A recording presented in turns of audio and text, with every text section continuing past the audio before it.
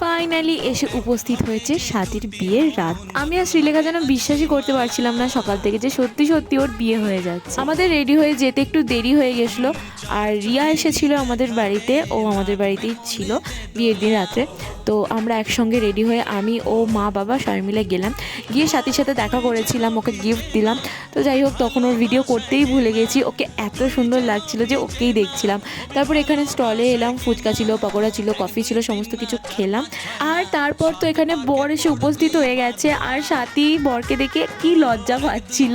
আরে দাঁড়াও দাঁড়াও, এই তো সবে শুরু, দেখছো কি প্রচুর নেচেছি সেদিন, মানে সকাল থেকে রাত অবধি নেচেই গেছি, পায়ে একদম ব্যথা হয়ে গেছে। তারপর বন্ধুর বিয়ে বলে কথা, না নাচলে বিয়ে বাড়ি ঠিক জমে বলো। এখানে আমি, শ্রীলেখা, সাথীর আরও অনেক বন্ধু ছিল, তো সবাই মিলে প্রচুর নাচ করেছি এখানে। তারপরে সাথীর ফ্যামিলি সকলে ছিল, খুব খুব খুব মজা করেছি সবাই মিলে।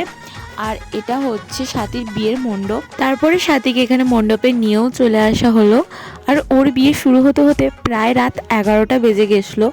তাও আমরা অর্ধেকটা বিয়ে দেখেছিলাম, কিন্তু পুরো বিয়েটা দেখতে পাইনি, মানে সিঁদুরদানটা দেখা হয়নি।